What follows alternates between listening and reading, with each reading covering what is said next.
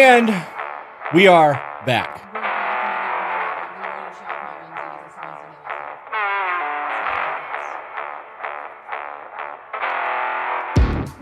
Okay. What? My microphone isn't even in. Yeah, we're live. I'm not prepared. I didn't know we were going live. You didn't hear the music? I don't know where we are, what's happening. You didn't hear the music? You want me to do it again? No. All right, so we have gifts. No audio on Peaches. Say something. Something. That's odd. I have audio for you.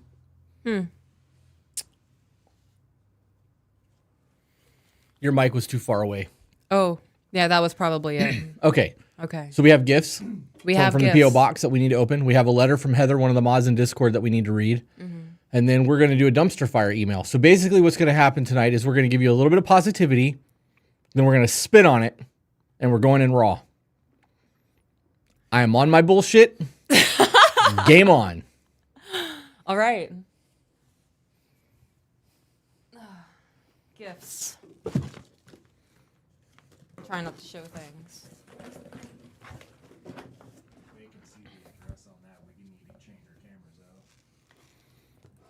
You're good. Oh. A Gentleman's Guide. Oh, that's a book from somebody that that frequents our chats. Okay. Interesting. Dope. And then, oh, what's this? A gift inside. Was that in the same box? Yes. It is. Somebody said that they like the t-shirt. You can buy these. We still have a bunch of these in stock on tobebetter.co. We do. Or www.tobebetter.com, but you actually have to type in the www. Or it won't take you to the website for whatever reason. Are there minis? It's a mini. Oh, wow, look at that. Oh, what's this? A letter. A letter. We just got a letter. We just got a letter. I feel like that's as far as we can go without getting sued. Okay. Are we ready for the letter? Okay, I got it. Don't worry about it. Ready for the letter? Sure. Okay. Dear Chris and Peaches, hello to you both. In the past couple of months, I've spent time going through a large portion of your content. I wanted to truly explore and see your videos, both similar and different from my own, and reflect on them. Oh, your views. I want to truly explore you and see your views, both similar and different from my own, and reflect on them. This has included taking notes and taking time to consider my own beliefs and how they align and differ from yours. I think what you're doing is widely important and adds a ton of value to the world. So, thank you for the time, effort, and openness you're putting out there. I believe you have a beautiful relationship together, and I'm always excited to see how happy you are together. Keep up the good work. Now to discuss the reason for my letter. I'm a 26-year-old male, and I am in a committed relationship. This dude really, he typed out a letter instead of an email. Well, I mean, it worked. His shit just got bypassed. So kudos to him because gotcha, bitch. I'm impressed. Fuck it, let's run it. Holy shit. Wasn't planning on that. Just gives more content. I'm going to keep this forever. Okay. Like, I never thought somebody would do that. That's so cool. This is unheard of. People don't do this. It's just a first. Would have been more impressive if it was handwritten. It would have been more impressive if it was handwritten. Bust out your calligraphy pens. A little quill and ink. Yeah. Okay, if I'm being honest, I am very happy. She treats me amazingly and helps to make my life easier, and I try to do everything I can to do the same for her. She's a great woman.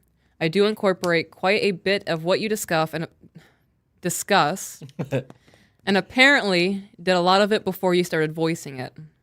It's nice to see that I am far from alone in my views and actions. A little over a year ago, I published my first book, which was my attempt to put something into the world for men.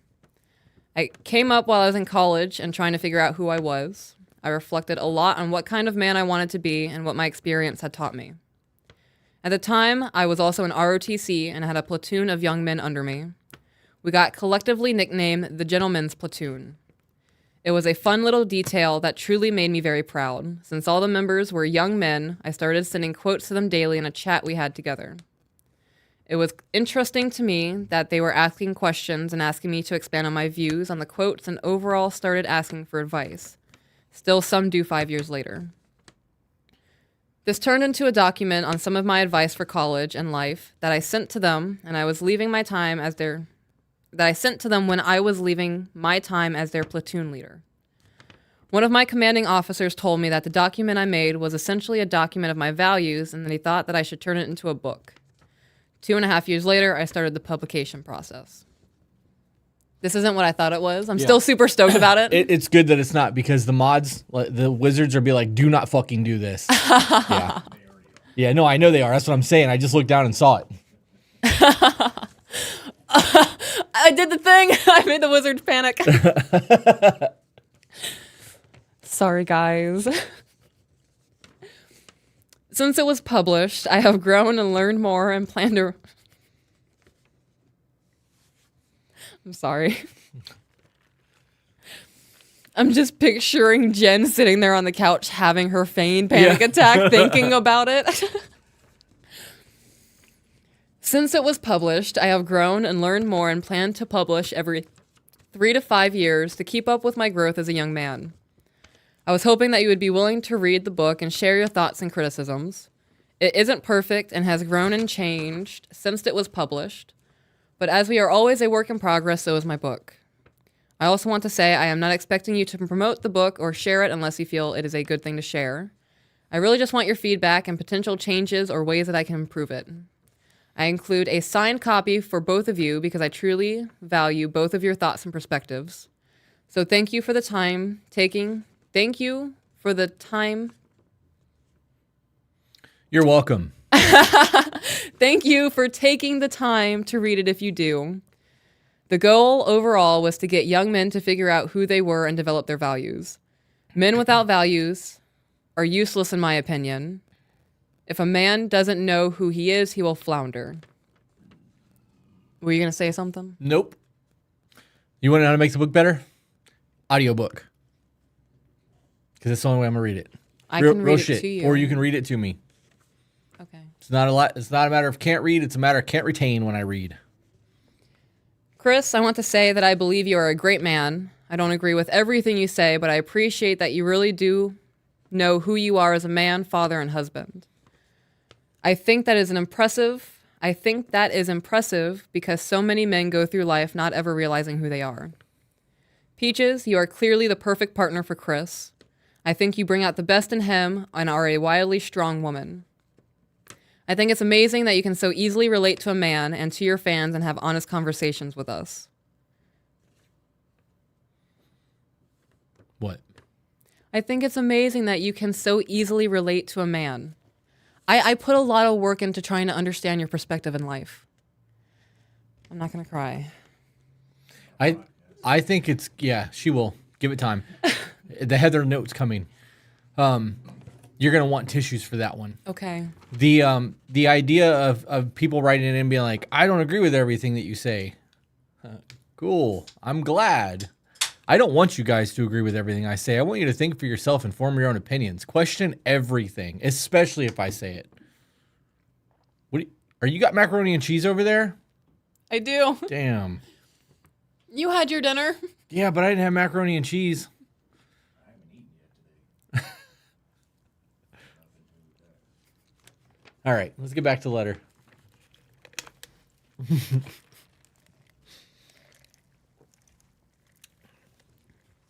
Sorry, guys. This is the first time I'm eating today. I had half of a discarded pretzel that one of the children didn't want to eat earlier. That was it. Thank you for being an amazing woman, wife, and mother. The world needs more like you. Finally, I want to include a small gift. It's nothing crazy, but in listening to your podcast, I heard that you two are Dungeons and Dragons people. As a DM and player myself, I couldn't let the opportunity go to waste. I designed and painted a custom miniature for the two of you that I hope is something you love. As you may know, with mini painting, please ignore the eyes and face as I'm still working on it. Please enjoy. Neat. That explains the minis. It's pretty dope. Yeah. Oh, As you break it. it's us. I got that. It's actually pretty good. He nailed a lot of the tattoos. Yeah. Do you want to see it? I will look at it later. Okay. That's awesome. I love receiving shit from you guys. This is so cool. Like, random people send in things that they think we might like or show off their little hobbies, and I now have a little piece of some stranger. Yeah. That's awesome. I know who that one's from. Yeah? Read me first. Oh my God, this is Heather, isn't it? No. Okay. No, Heather's is an email Okay. or a PDF on the drive. Oh, it's Julie. All right, Chris and Peaches. I want to say thank you for the knowledge you've shared with the To Be Better community and the changes you are helping to facilitate in so many lives in my life. To Be Better entered my life when I was already several years into my healing journey. Late 2022, when I stumbled across Chris's TikTok, I was almost 2 years into a new relationship and almost 3 years out of my second failed marriage. The first being my high school sweetheart that lasted 10 years. Pardon me. Why'd you laugh? Because you're being so dainty over there. My second being a marriage that lasted about 17 years. I don't run from tough, but I was the only one who walked away from both of those long-term relationships. I started speaking with a therapist 3 years before leaving the second marriage, trying to fix it. So I had already started doing the work when this loud and opinionated guy on TikTok showed up on my FYP with a whole lot to say, very bold letters, to say on what he was calling a healthy relationship with a submissive wife. I wonder who that was. Because it doesn't sound like me at all. I wouldn't do that. I'm not opinionated. Not even a little. Yep, insert a big eye roll from me.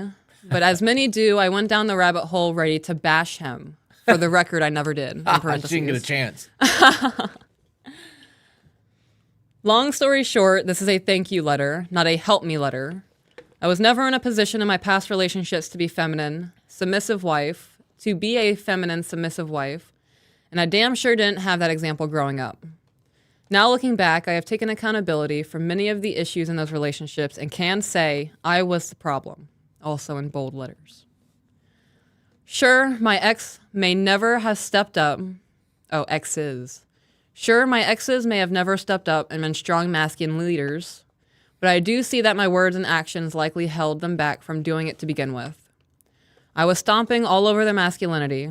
Ironically, my partner now is very much the opposite of them in that respect, and I was teetering on the brink of losing him for my same actions when I found you guys and it opened my eyes. I need something to put behind this Why? because the light's shining through the bottom of it and it's making it difficult to read. Thank you.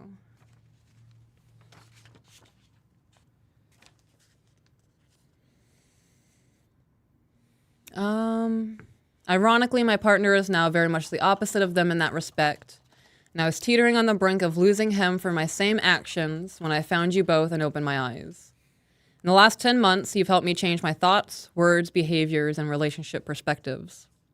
I went from standing in my masculine, being a bossy bitch, calling all the shots, and leading the relationship, to closing my mouth, letting him make decisions, and allowing myself to be vulnerable and feminine with him. I pour into him, encouraging and supporting him. I have changed how I speak to him, how I respond to him and others, and I have just stopped pushing my agenda.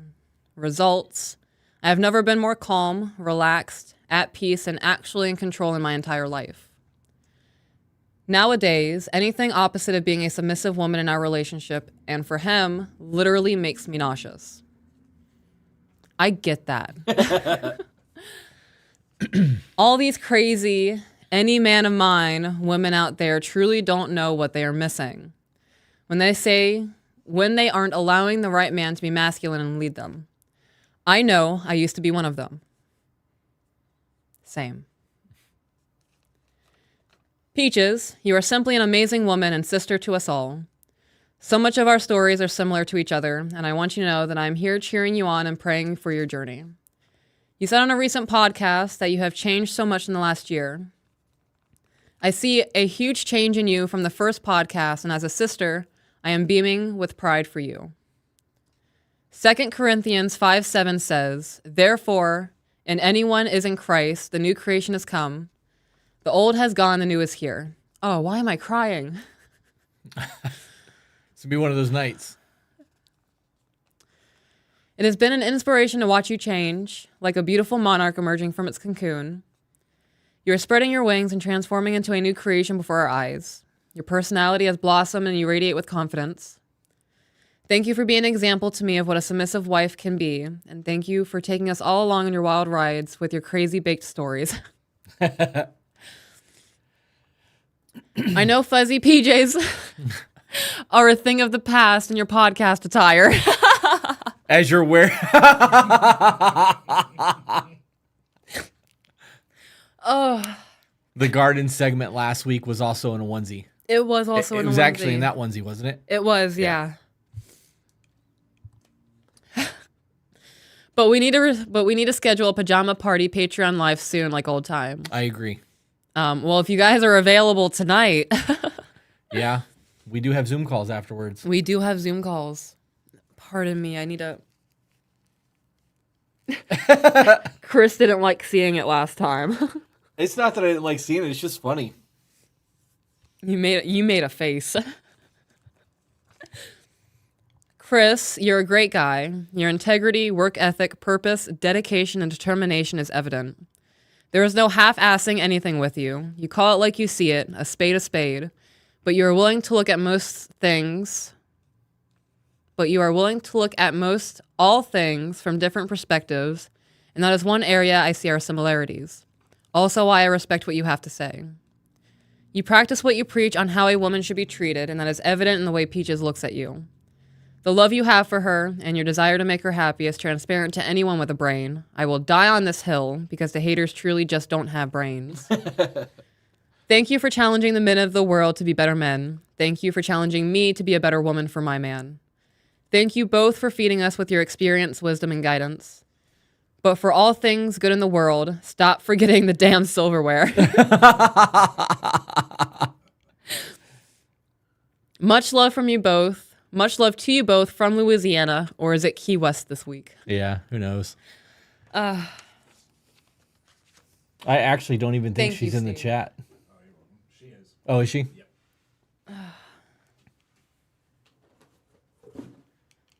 What's in the box? Silverware. Is it? Stop. Has to be. Has to be silverware. It is. Oh, they say to be better. Do they? Stop. That's awesome. That is awesome. Bye, Felicia said, I feel like we should do a Christmas live around Christmas time and I'll wear Christmas onesies. Joke's on you. We will definitely be doing an episode around Christmas time because it will be our one year episode or 1 year anniversary. It will be. And we will have to do the onesies. We're going to have to buy new ones though. Yes. Although we do still have the old ones hanging in the closet. The old ones are too tight on my thighs, so I like a new pair. I didn't want to tell you the first time you bought them because I was like, oh, we're never doing this again. Yeah. But we're doing it again. That's so awesome. All right. So Heather sent us an email, a letter and an email, and it is in the Hot Topics Live folder, and it's called How Am I the Problem? Hot Topics Live folder? Yep.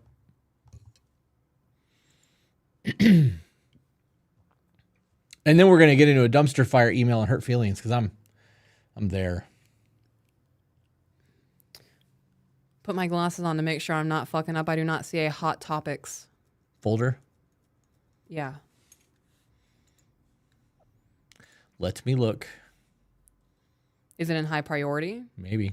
Probably. It's the very first thing that pops up. How am I the problem? Yep. Okay. That's the pleasant one that we're going to read, and then we're going to dumpster fire. Okay. Do you have a hanky over there? I have Okay, that works. Okay. You're probably gonna need it. I have a question. Everyone, mods, keep saying I am the reason they cry themselves to sleep. I just don't get it. Am I the main problem? Thank you is a trivial expression of gratitude for everything you have done. From creating little videos to reading emails and doing lives. From creating Discord to reaching YouTube's silver button status. The Zoom interviews to having various segments in a studio. From having a dream and hustling to making it a reality and beyond. Oh, wow. Why do I already want to cry? Oh, it's gonna get you. I read Okay. it. It's gonna get you. You're gonna cry. From being strangers to having reunions. That meetup really did feel like a reunion. It did. It They all didn't said feel like the exact first same thing. time meeting people. That was crazy. Yep, they all said the same thing. You have impacted lives in inconceivable ways, and this weekend alone has solidified that this journey, as to be better, is not only worth it, but a plan in making beyond our a plan in the making beyond our comprehension or control. I cannot put into words what this visit has meant because I have nothing to compare it to. The sensations are so new, it will take time to absorb and process what it all means, mentally, emotionally, and spiritually. Having just come back from Alaska, this was not even on the radar. My man said to me earlier this year not to plan anything without consulting him first, and to not count on anything big outside what was pre-planned for a while because he did not want me to be disappointed having to cancel them later. He knew what lay ahead and wanted me to trust him. I do, so I obliged fully. I had asked him earlier about coming, and the response was no. I understood why, and that was that. Little did I know, he went ahead and booked a flight while I was gone and surprised me. A true accomplishment on his part. The whole flight was surreal. I kept telling myself I had to wake up. It was time to get going with my day. Let's go, open your eyes, woman. And yet I kept going, resisting the urge to leave this world I had created in my mind. I perceived alternate reality. My perceived alternate reality. One flight and another, I was waiting for the alarm to go off, for reality to slam into me, but it did not. As I drove the I-75 looking out at the setting sun, I felt a warm peace wash over me, and this was not the end of a lovely slumber, but it was the beginning of a homecoming. I had the pleasure of being here and seeing all the other moderators arrive, an experience alone worth its weight in gold. First, Janae. I'm so glad you didn't take a drink before I said that. We had met earlier in the summer, and seeing her again was like seeing a lifelong friend. To all the To Be Better tribe and community members, you have no idea what this woman does and continues to do for us. I'm glad she is in my corner because her tenacity and push, not just for herself, but for all of us to be better, is fierce, and I hope to never cross her. We ventured out to dinner, and she got me good. Just as we entered the restaurant, I heard a distinct voice from the shadows. Why, hello, Miss Heather. Did I nail that? Yeah, it was pretty close. Did I nail it? To which I replied under my breath, almost insulted, fucker. There he was in person, Zach, the second wizard. Dinner was so ordinary and nonchalant, like this was a usual friends' night out together. The banter was strong and laughter even more so, just as it is online. Spending time with this man, I am eternally grateful. One decision led to the next for each of us, and our paths intertwined here. I cannot articulate my appreciation to him enough for challenging me and pushing for more. Zach is a true gentleman through and through. He is humble, genuine, and defends everything and everyone he believes in full chest. Respect all around towards him and what he does for To Be Better inside and out. Now realization hit hard. This was most certainly not a dream. Time to get ready because we ride at dawn and it will be a wild ride. After spending the day together, we surprised Roni, the fourth member, to show up. Her husband's reaction of walking by Zach, not recognizing him, was priceless. We went for dinner and laughed even harder because there was more of us to feed off of. Again, it felt so natural. No judgment, no expectations. Is it Ronnie? Ronnie. I read it as Roni, like pasta Roni. Right, I do too. I said it out loud. No. Ronnie is exactly who she is. Her belief in and defense of what is right and being there for family is beyond explanation. If ego kills talent, Ronnie will destroy you if you decide to stick around and find out. Checkmark beside being in Ronnie's corner. I almost said it again. Pastaroni. Not pepperoni.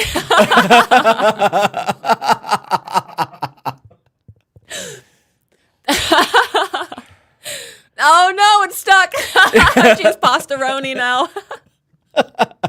All of our mods are going to have food names. That's funny. Back at the hotel came surprise number 5 on the patio.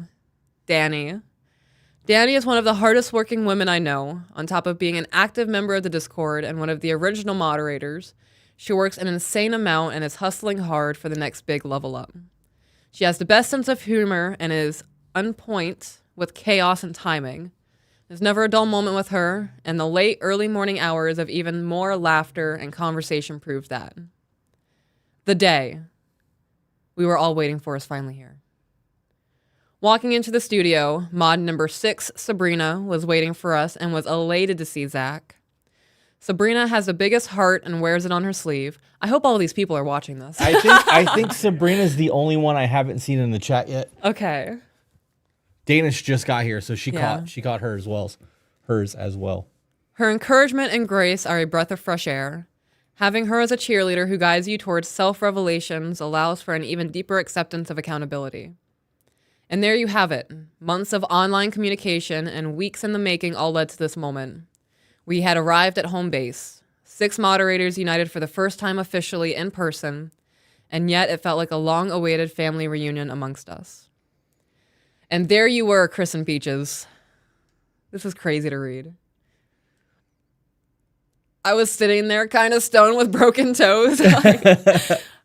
And they walked in and they're like, and there you were.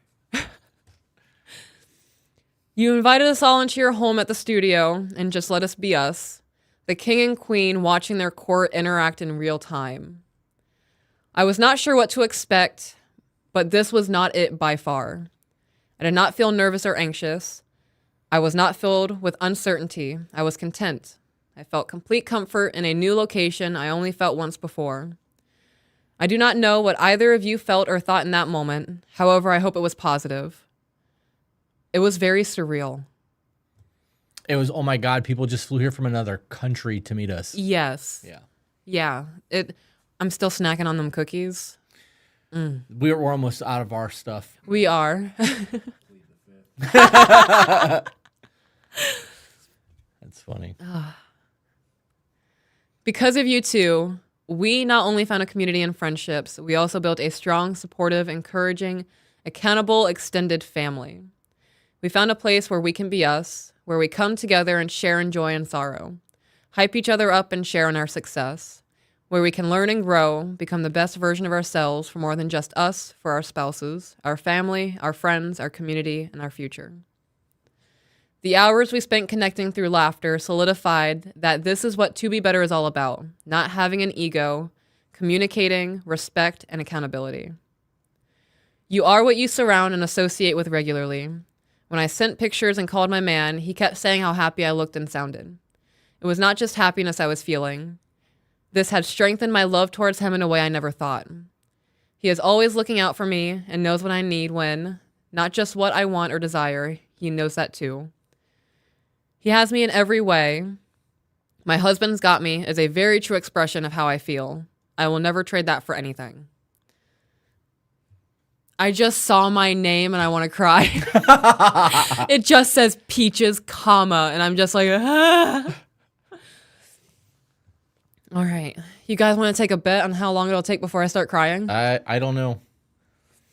See if you can make it through it without it. All right. Peaches, how can I convey to you all that you bring to this world? All that you bring into my life and what you have unknowingly done for me and for us. You have a beauty that goes unmatched. You possess a radiant soul that cannot be altered or forged. You emanate a light filled with love and purest intentions. You know the darkness, yet face it head on. That light shines brightest there and will lead the way. Fearless with knowledge, power, and certainty, you will never again fight alone. There it is.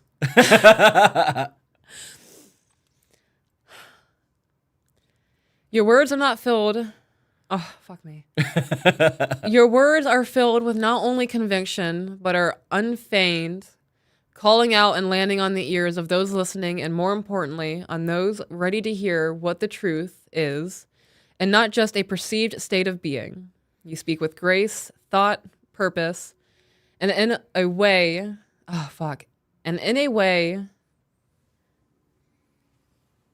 you speak with grace, thought, purpose, and in way so as not to be misconstrued. You're quick and meaningful. If it must be said, it has reason. As Chris says, verbiage matters, and you make it known. Your actions speak of the worth you embody and an expectation of returned respect as it is given. You do not match energy. Instead, you overcome it and ensure the ending is rewritten so that the betterment is achieved. You actively listen and participate in life as it is happening around you, a skill lost on many. You walk with your head held high, always moving onwards and upwards. Your past may have created who you are today. Your present is defining your future. I have something to admit to you guys. Uh-oh. So she just said, I actively listen and participate in life that's happening all around me. While we were sitting at the meet and greet, I took a cat nap. I had my sunglasses on and 15, 20-minute power nap I had, yeah. I woke up and I was like, nobody knows it, but I'm living my best cat life right now. And medicated. That's funny. You are a loving, nurturing, respectful mother. I can tell just from the way you speak of your children. You're attentive to them. Oh, fuck.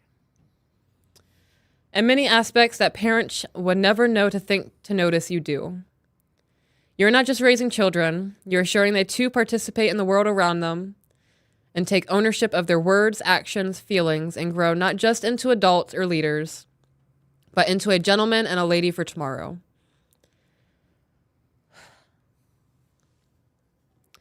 You sacrificed so much for them in a short amount of time because you are a mother and thus never dared to venture from responsibilities held within that name and title. They all said we knew about your catnap. Zach said it wasn't that subtle. They were all like, yeah, we knew. No way. Did I snore? And you didn't snore, but you could tell. How? Because you were fucking dead silent while everybody else was talking and having fun. You were there but not present. I was tired. I love that nobody said anything. Thank you guys for just letting me have that moment. They are living a life filled with possibilities and realities, not just wishes and dreams. You're doing an amazing job. I am proud of you. I was able to witness firsthand just how strong the union is between you and Chris as a husband and wife. I feel like you're just low blowing me right now. Like, she knows all the shit that's going to make me cry, so she's just packing it there. It's because they saw the cat nap. That's funny.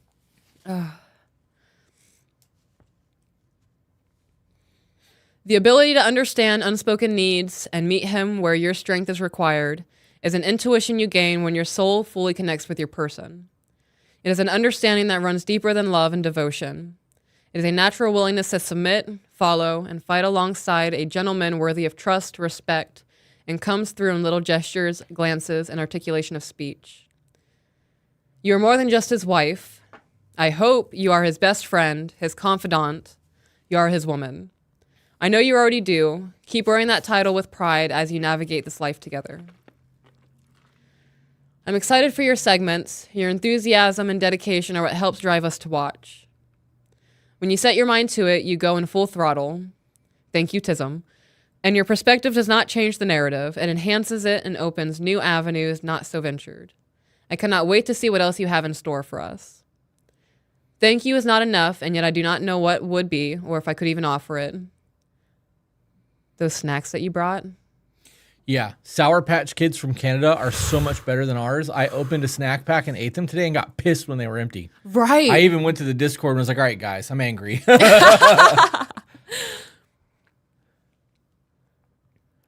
You are someone deserving of all of the accolades coming your way. Stay true. Your future looks amazing. Chris, now that I used all my wordsmithing words, all I have left is good job. Gold star.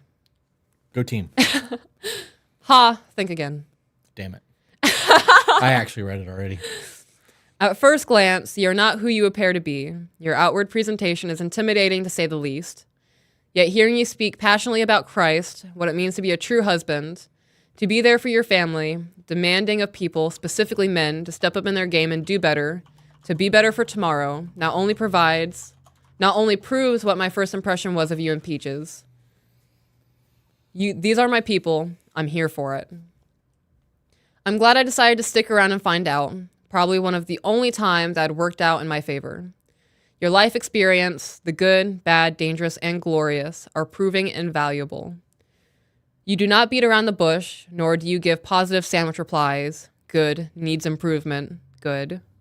You tell it as you see it. People may feel you're harsh, insensitive, not politically correct, or worse, manipulative and chauvinistic. They clearly are not paying attention.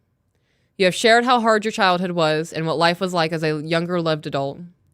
I commend you for divulging such personal experiences and for using it as an example of why you cannot use your past as an excuse to justify your current behavior. Mistakes are only negative if you do not learn from them on how to be better next time. We are nothing more than the sum of our memories and experiences. Michael Scott. Meeting you in person only solidified that this is the path I am meant to wander and explore. I still loathe that you keep bringing up your education, or lack thereof. See previous emails. Albert Einstein said, the measure of intelligence is the ability to change. Check. Have you seen the beautiful studio some guy created down the street? He was a simple business owner last year, and today he is completing lifelong dreams of living a dope life as a husband, father, podcaster, and business owner.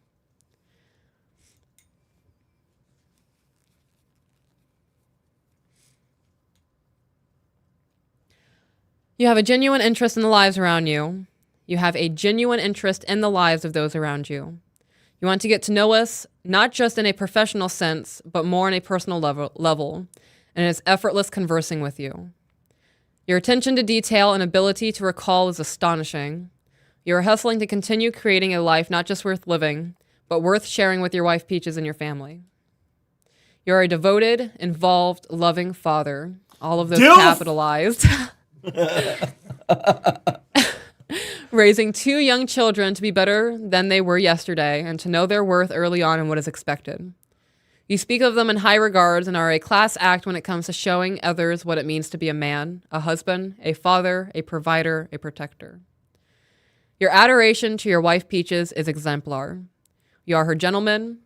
There is no denying that. You're consistently looking out for her, encouraging her thought process, and supportive in every way possible so she can shine in your life and hers. You are her husband in every sense of the word.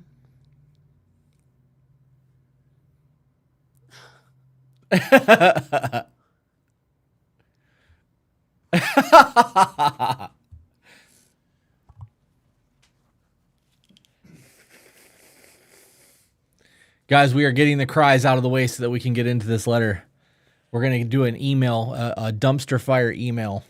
So just bear with us for those of you who don't know what's going on right now. Okay. You are generous, patient, creative, and possess a preserving attitude that will continue to bless and guide you. I do not know what to say other than I am honored to be part of what you have created. Looking back, there are always details we may have changed. However, this ride has been worth every second. Stavon. Ha! How did I get dragged into this? Congratulations, you made the list. Oh, man. Thank you and your wife for taking a leap and joining the chaos that is To Be Better in studio. You have lived many lives and shared just a pittance of what it is with us.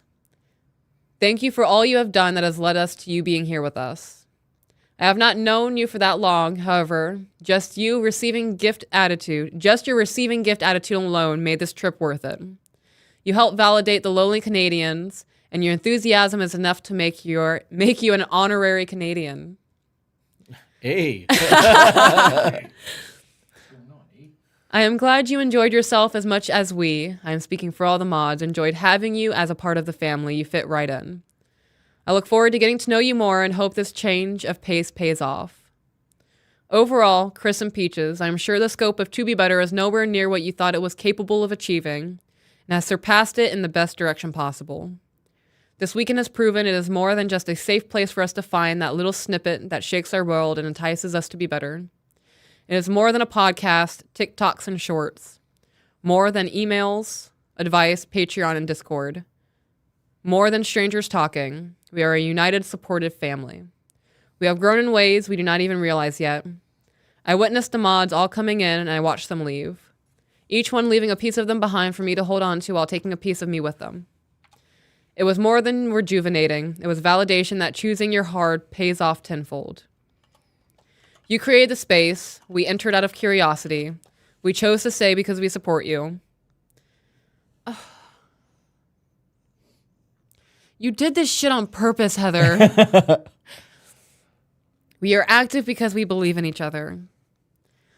I said it was a homecoming, and it was. We came home. We had the best family reunion filled with food and laughter, memories, and it ended with love and respect all around, proving that petty drama, judgment, negativity, trauma dumping, and blaming have no place in life where communication and positivity can reign.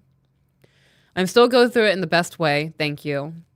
Thank you for being you and for sharing what you believe in. I pray we get to meet again. Would you like a tissue, Steve? Yeah. Here. Words dazzle and deceive because they are mimed by the face, but black words on white paper are the soul laid bare.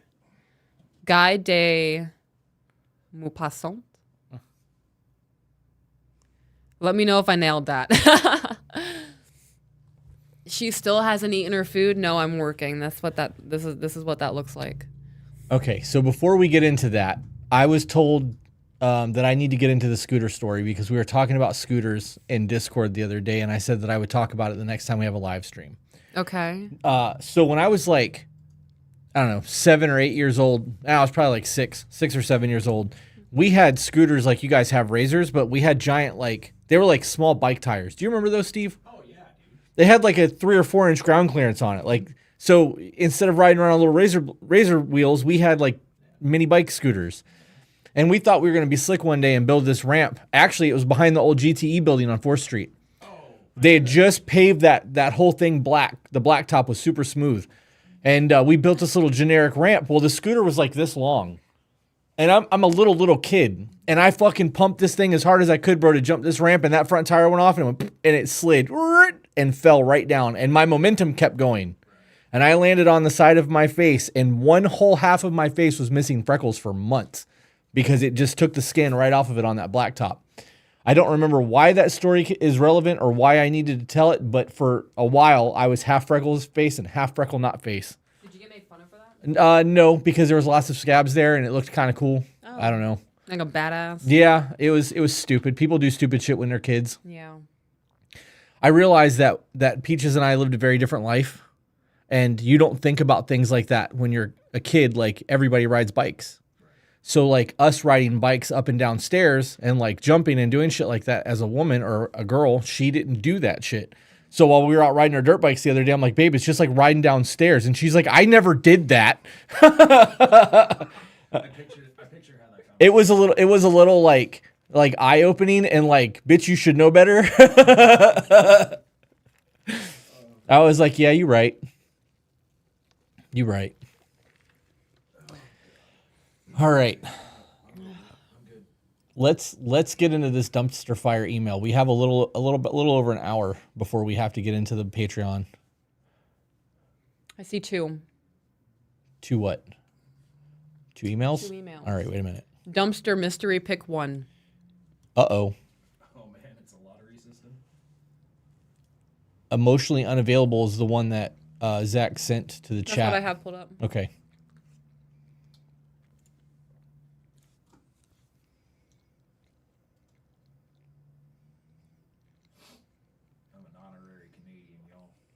Yeah. I love that. Now you voice, got to dude. start saying sorry for everything, bro. Oh, sorry. Sorry there, guy.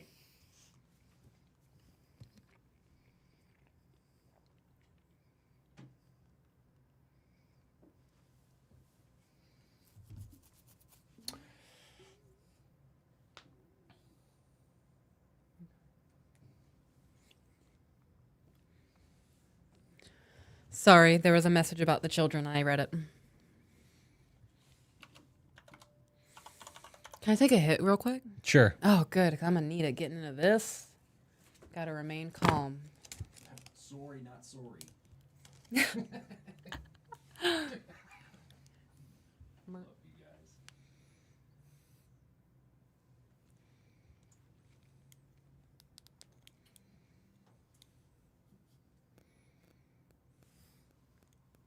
She said, any way you want it, that's the way you need it. Any way you want it. Da-na-na-na-na. We have an hour and 10 minutes to get through this dumpster fire. I'm waiting for it to warm up. Okay. I was How alone. long Dun, are dun. these dumpster fires? I don't know. We normally do them for the podcast. We don't read the emails. The screeners take care of it, and then we read them. That way we don't go in with a predetermined, yeah. So as we read these things, and like when we read them on the podcast, it is our actual reactions. We don't read them ahead. Even in the events where like we see something in an email, it's because we skimmed looking for something of relevance. Episode 44 was because I was going to the bathroom and an email came through while I was sitting there. And I was like, oh, I wonder what this is. And I was like, oh, shit, we're reading this. And I closed it right out. It was a dumpster fire.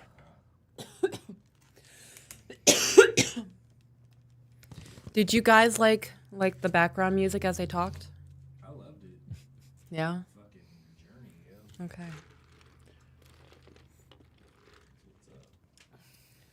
What's up? Dumpster fire. Remember that.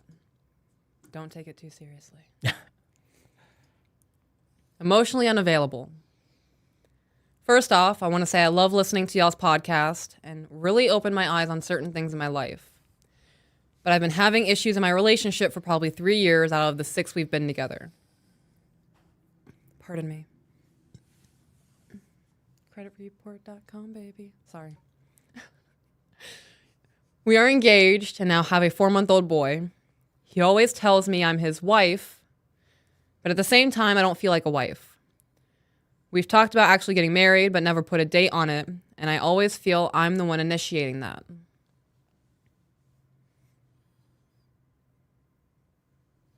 I wonder if she pushed for engagement.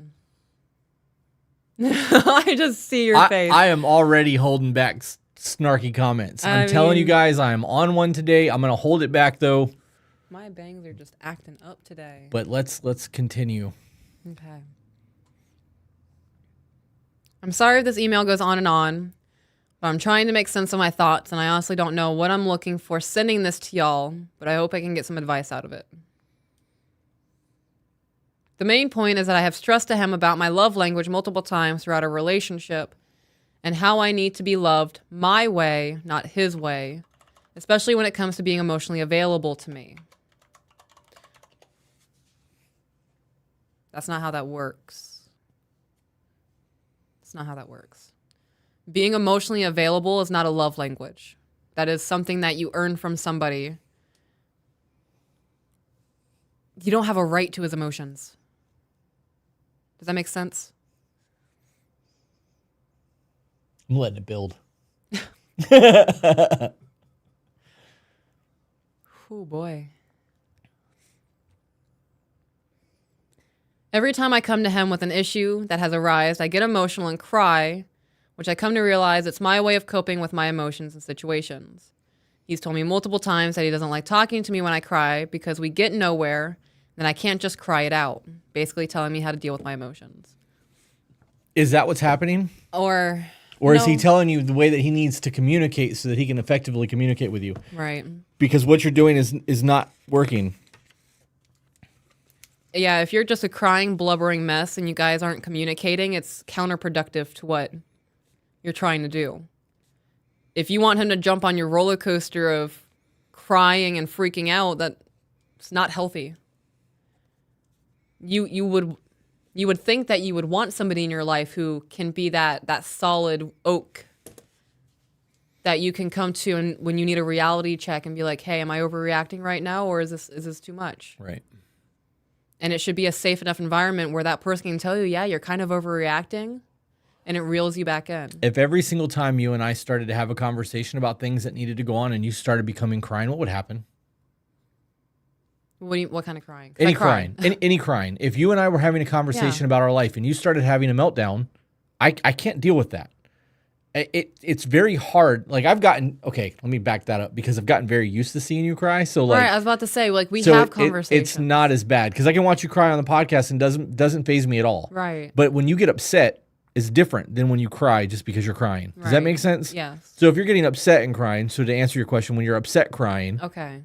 what do you want me to do about that? Like I can't make it stop. I can't like turn the water hose off. I'm not asking you to make me stop crying. I don't understand where that thought process is coming from. Because it's very difficult for men to have a conversation with their woman when their woman's being an emotional mess. Okay. We don't process emotions like you do. Okay, you say emotional mess like I'm blubbering, crying with snot on my face a lot. No. Okay. Well, no, because we don't really have arguments like that. Okay.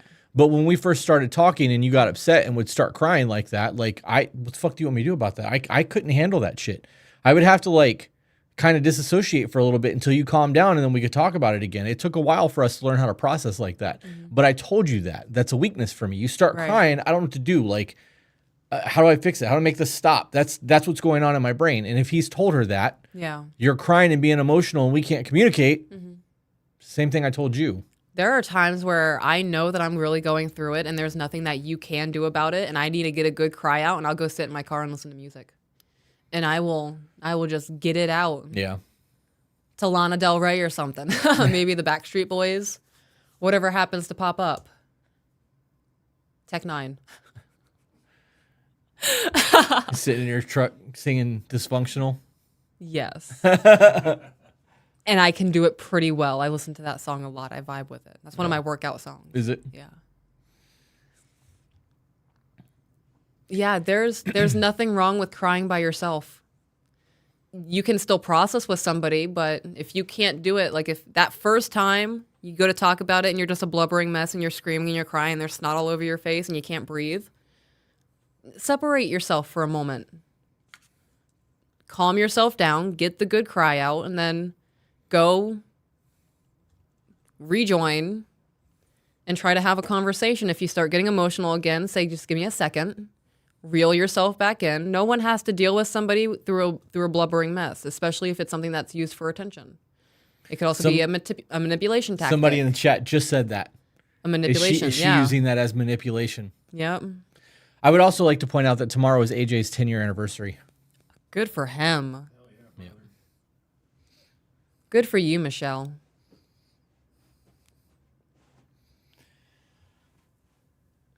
Basically telling me how to deal with my emotions when you just said, I need to be loved my way, not his way, especially when it comes to being emotionally available to me. So him being emotionally available to you, you're telling him how to handle his emotions. Right. Okay. We're on the same page. Not only is she telling him how he needs to handle his emotions, she's telling him how he needs to cater to her Right. while handling her emotions instead of them being able to have a discussion about it. And then she also mentioned the love thing. The love languages are a thing. You Yeah. can try to love somebody with their love language, but that takes work. And you have to want to do it because the way you receive love and the way you give love sometimes aren't the same thing. Correct. Like, I am a gift giver. I don't want gifts.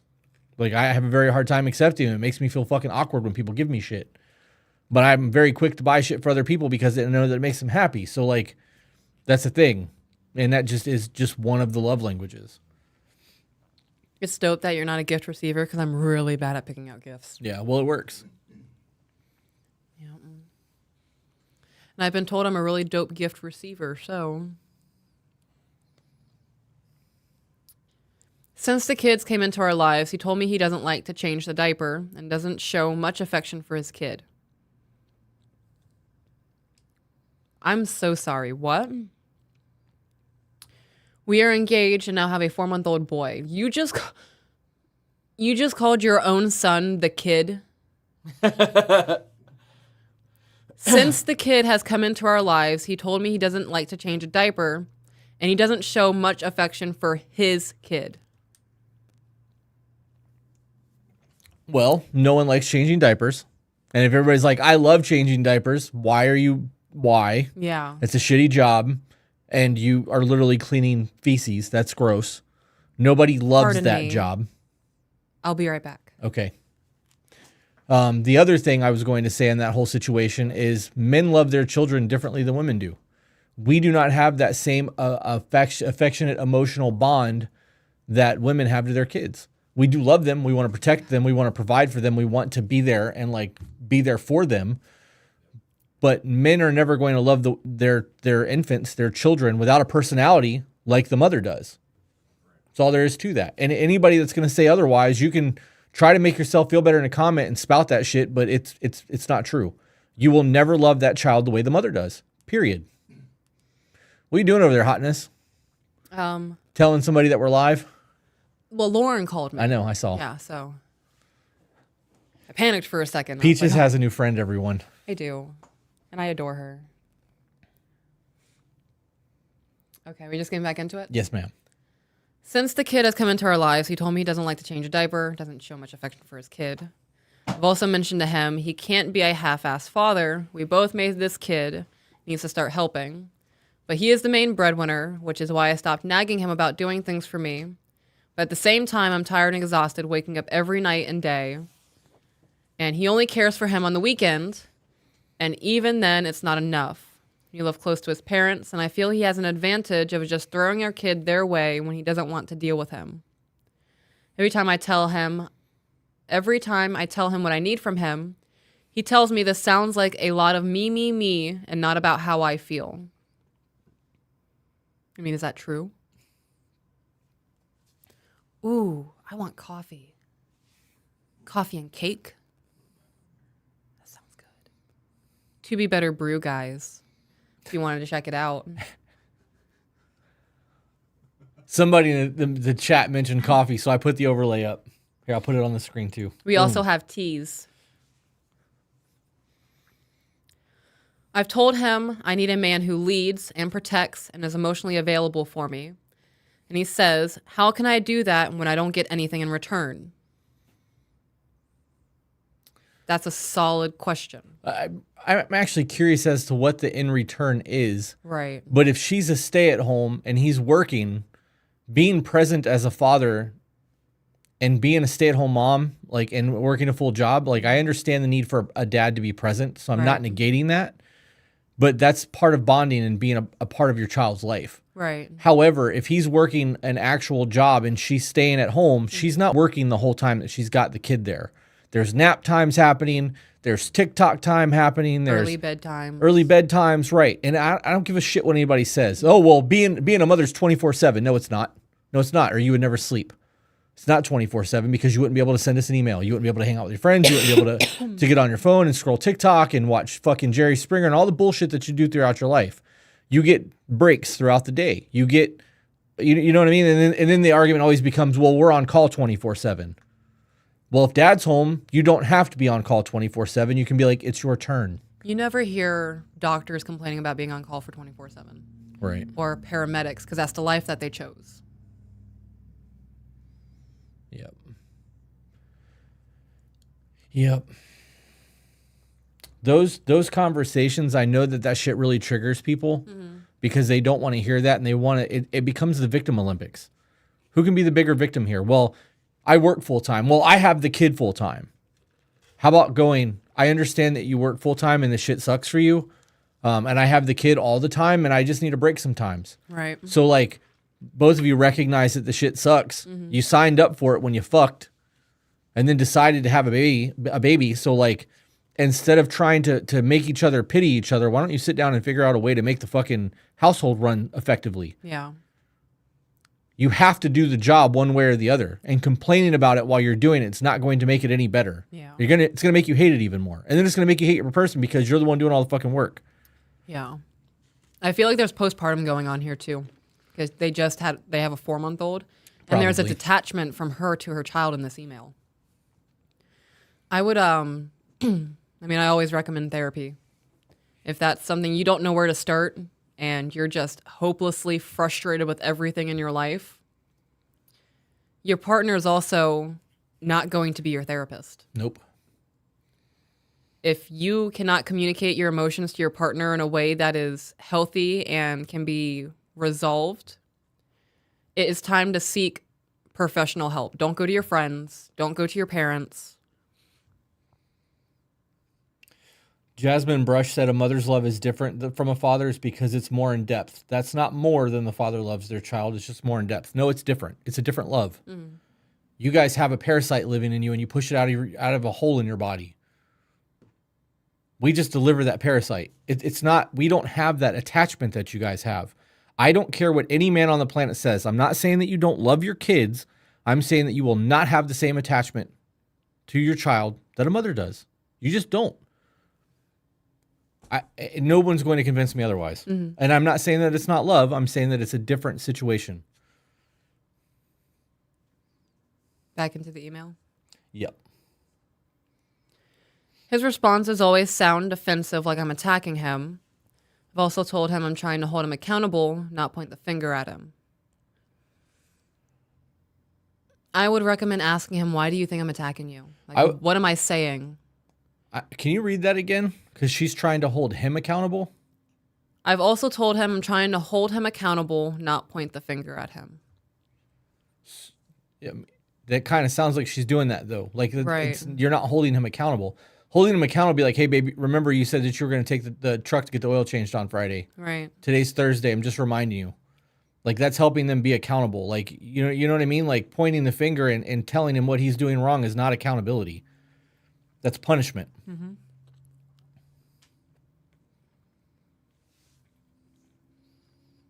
Ooh, everybody, Peaches is eating.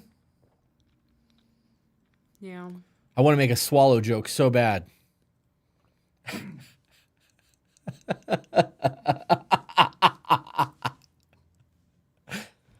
Yeah. We just got a new shirt order. Oh, hell yeah. It's like we're both waiting for the other to make the first move and we're stagnant now. I've also mentioned I can't pour into him if my cup is empty, especially with a newborn now. He's also mentioned that he thought our relationship was good and that nothing was wrong. He also told me that I need therapy or that I should look into it because I cry a lot or I'm over emotional about things. That sounds like postpartum.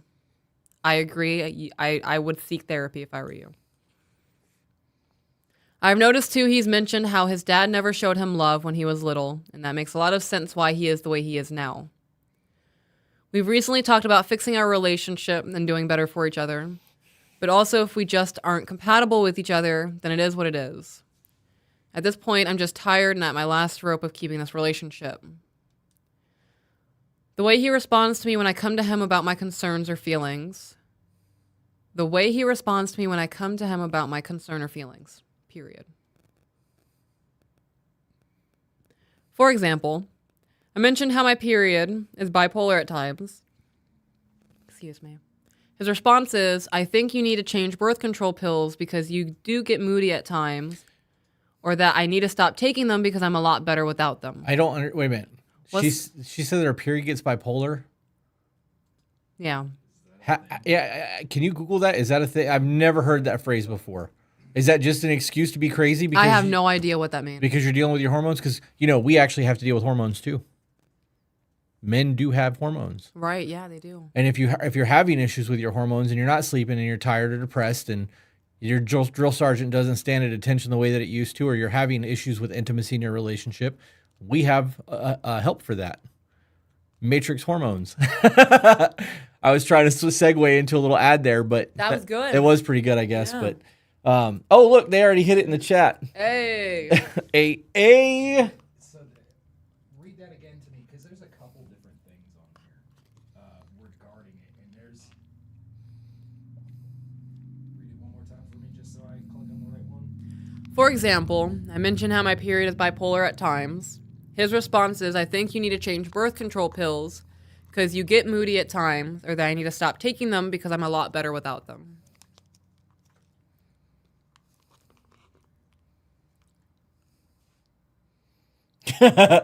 Someone said, it's not your period that makes you bipolar. The fuck?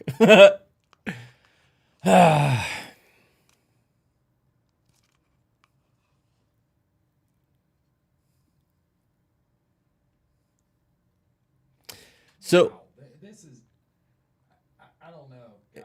I It mean, is- I'm pretty good at reading, but this falls down a rabbit hole of bullshit. of bullshit. Yeah. Absolutely. So let's be real for a minute and talk about what hormones actually do to your body. After you have a baby and you have postpartum, it's because of your hormones. So if you have a baby and you're going through postpartum and your hormones are all fucked up, and then you get on birth control, it's going to further fuck your hormones up. Like you're not giving yourself time for your body to bounce back. And if you're not having sex, which is what she said earlier in the email, why not just go, hey, I'm going to give my body 6 months. We're not really sexually active right now. I'm going to give myself 6 months before I get back on birth control just to kind of let my hormones balance out. If you're not initiating and I'm not initiating and the kids are stressful and we're tired and like life shit's happening, or even if you don't approach it that way and just say something along the lines of like, babe, I am extremely hormonal. I think 6 months of no birth control would be really good for me until the postpartum depression shit's gone, and then I'll get back on my birth control. Would you mind just waiting? There are a whole lot of other things that you can do to avoid pregnancy and still have intimacy. Yeah. Like I was looking for some sort of doctor's response from him. When I come to him about a problem, he wants to fix it and never just talks it out with me. I already know the solution to the problem, but when I come to him, I'm looking for support or saying it's going to be okay, babe. You have to start with that. Have you said you listened to the podcast, did you? No, they didn't. Because we've covered all of this in the first 10 episodes. Yes. Okay. Watch the first 10 episodes. Thank you for stopping by.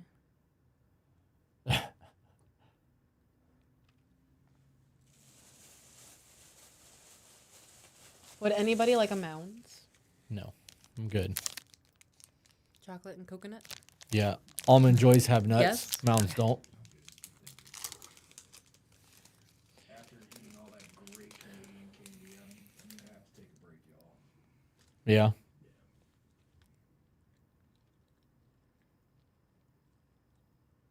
We doing another one? No, was that the end of it? Yeah. Oh, well, that was easy. I'm not even frustrated. Well, that was kind of anticlimactic. We have 48 minutes. You want to read the other one? Yeah. Fuck it. Building trust again. Overthinking, reacting, and quality time. Hi. For when you guys read this email, I want to say thank you for being so helpful, blunt, all around great people. Definitely a couple to look up to. You also go into detail, so I will gladly do so if it helps. So here's a little backstory for me. I like to say, as someone who has a very fucked up upbringing mentally, watching your podcast and views on some topics have helped me tremendously. Most of these topics would have been argument starters, as I tend to overthink, redirect, and react in an emotional state. I've been able to realize I was a part of the problem. I hardly ever had trouble accepting blame. Pause. Pausing. Yes. How are you going to say you listened to the email and then say, realizing that I was part of the problem? And in that sentence, say that I overreact. I react, get emotional. Right. But I was only part of the problem. That's not, no, if you're overreacting to things and you're being overly emotional, you are being the problem because you're choosing to react that way. You're choosing to react instead of respond. So let's start with that because I don't like that.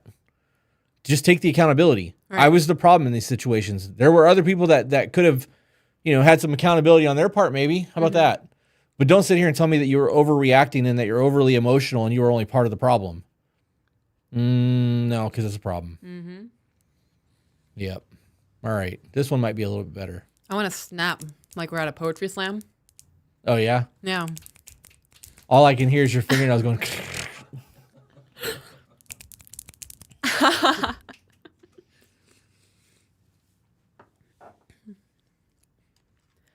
I hardly ever had trouble accepting blame, but I didn't want to stay focused on my fuck up. Neat. I had to find where others were at fault as well, and would often get riled up. Words would start spewing, and I would create a bigger mess. So my biggest issue now is a mixture of that. I've been with my man for 4 years. I admit the first year and a half were rocky as hell.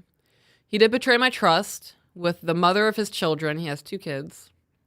They had gone back and forth, and I told him, I'm not a second choice. You can go be with her. And that I never was upset about it. He always knew that. He always brags about how I stuck around when I shouldn't have. How I should have never have let him come back. How are you going to sit there and say that he fooled around or betrayed your trust by sleeping with his baby's mama, which I fucking hate that term. Right. The mother of his children. That's what he said. The That's mother what she of said. With she the said, mother of his children. Okay, He well has then, 2 kids. my bad. Apparently, my brain is just going that Fill route. in the blanks. It is because I must have missed that whole terminology there. But how is she going to say that and then say that she never cared? Because if you never cared, he didn't betray your trust. You didn't give a shit. I'm so confused. What? Didn't she say that she didn't care? Am I not am I on a different email? They had gone back and forth, and I told him, I'm not a second choice. You can go be with her. Oh, I didn't hear the second choice thing. Oh, and that I was never upset about it. He always knew that. I did hear that. Okay. That she was never upset about it. So how did she betray the trust? Yeah. That's a good question. Continue. Yeah. 3 months later, he texted me through a family member of his, and I openly welcomed him back. And because I did, I never once have held this over. And because I did, I never once have held this over his head. Well, good. You shouldn't. It would not only be fucked up, but I would look stupid because I myself welcomed him back. I didn't have to. It was my choice. Agreed. Months go by. We're doing awesome together. Then drama, chaos ensues. The kid's mom said nasty things about me, my man. It was just a big mess that continued for months. Oh, no. Somebody said something bad about you? Gosh, that must hurt. Words are so powerful and they just leave bruises and it's so painful. Just please don't hit me with a word. People get in between couples because somebody in that relationship chooses to allow that to happen. Yep.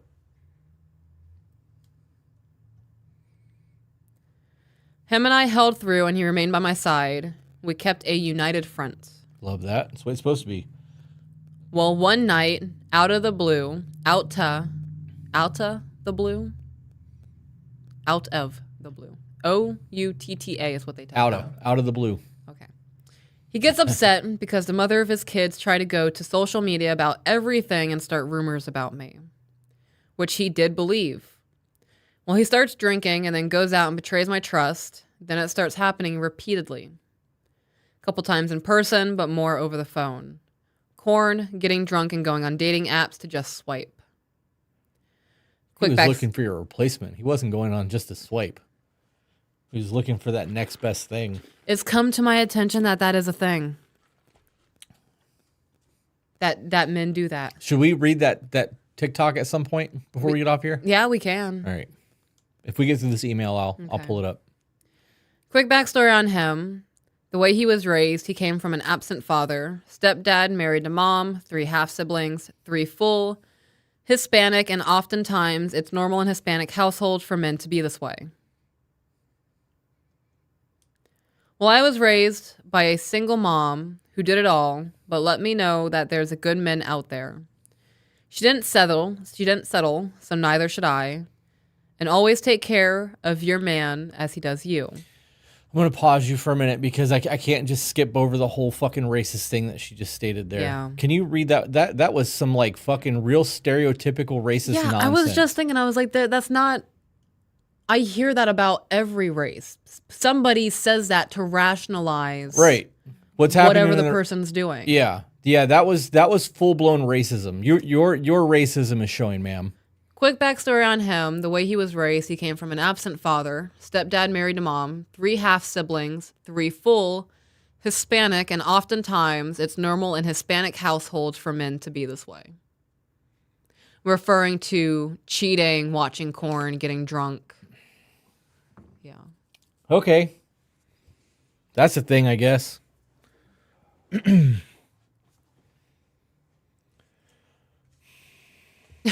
My mind just went to Sons of Anarchy.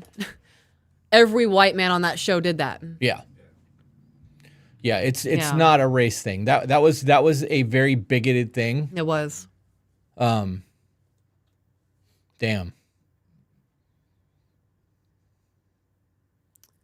Back into the email? Yeah. This one's doing the job. Yeah. So I do. Throughout this, I choose to stay. Does not get better. 2 years passed, we worked through that. Now the biggest issue is there is nothing he wants to do. We stay home other than work, or he plays his game, or we go fishing. And again, I love to be his peace. Fishing more than anything is his peace and mine as well sometimes. So we go. I won't name every single thing I do for him because I do that out of love.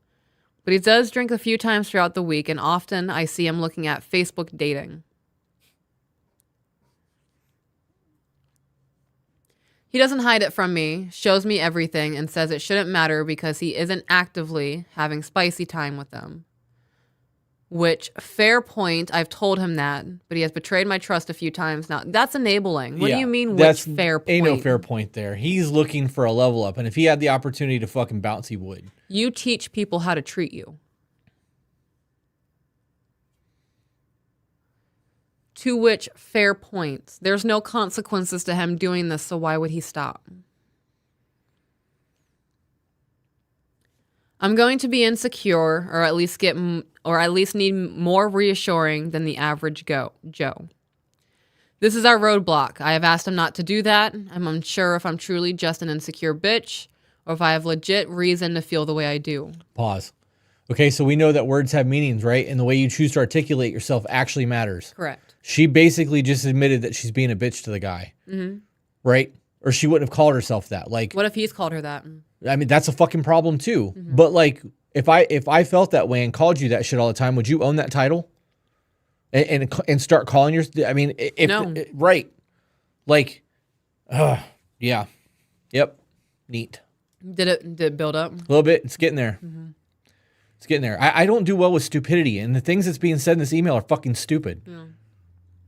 The race thing got to me. Her calling herself a bitch on the email, it gets to me. Like, you're telling us without actually telling us what's going on. So he is looking for somebody else. He's looking for that level up. He's not fucking happy for whatever the reason is. And if he's calling her a bitch, like you said, it could possibly be the case. Uh-huh. She's now owning that title and second guessing herself. Where is her self-worth? Right. And I would also like to point out all the things that she does for him. Everything that we do for each other. Mm-hmm. I'm not gonna be like, well, I only did it because you liked it. No, I'm gonna be like, you wanted me to go and I wanted to spend time with you, so we did that thing. I wake up to make you happy. We're not throwing that shit in each other's faces. Like, keeping score. Got it. I love coconut. Almond joys have nuts, mounds don't. Right. Why'd you say that? Because every time I think of Almond Joy, I think of that commercial. Okay, I just said coconut. 80s babies. Yeah, I have been.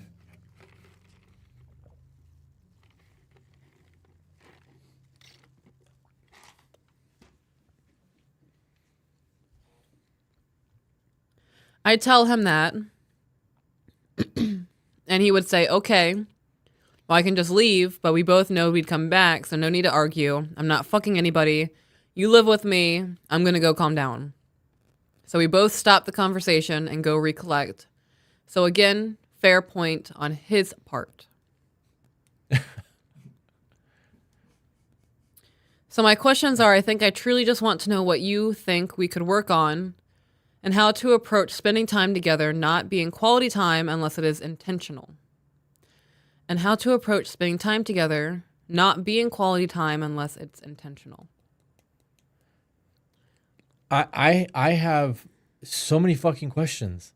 One more sentence. Okay. Also, ways that I could stop feeling insecure because I fall into a if only I had blank mindset.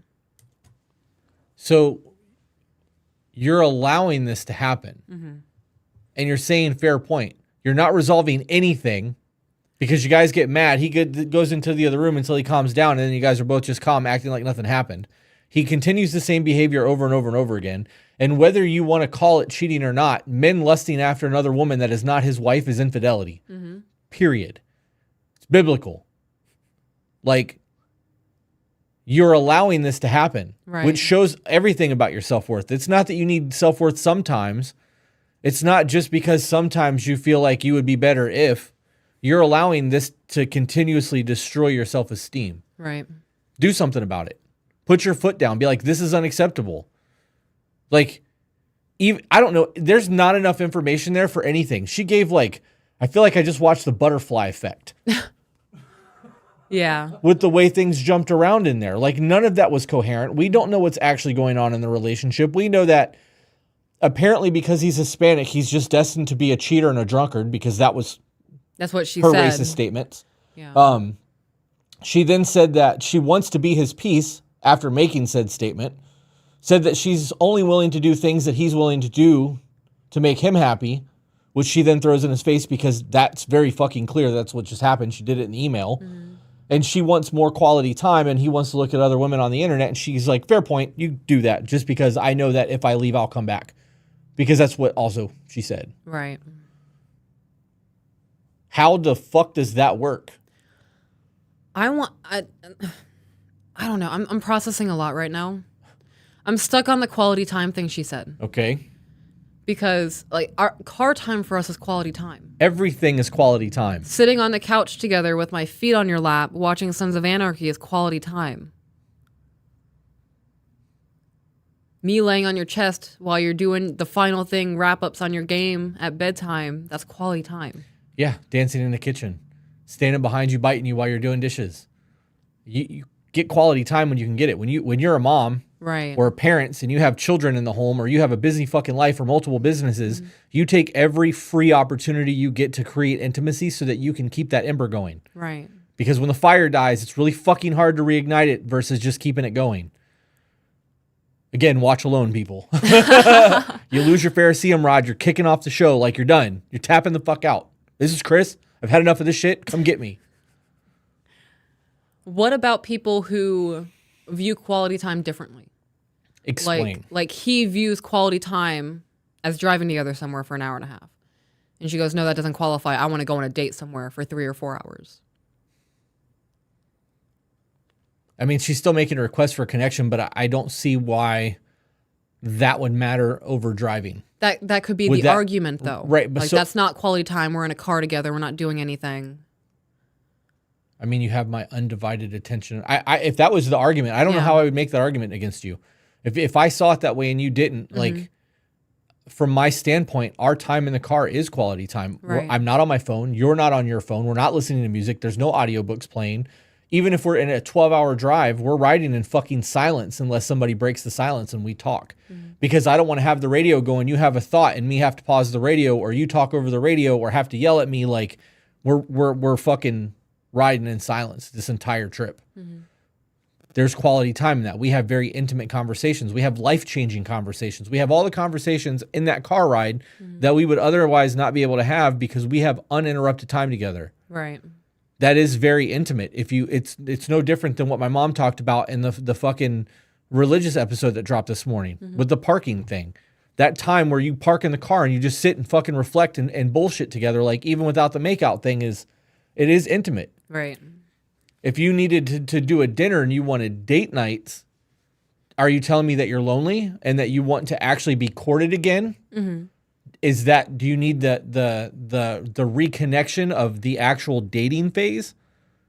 That would be my question. Now that I've worked through that whole thing in my head, that's where I would go with that. Okay. Do you lack the intimate connection with me and you feel like we need to start over again?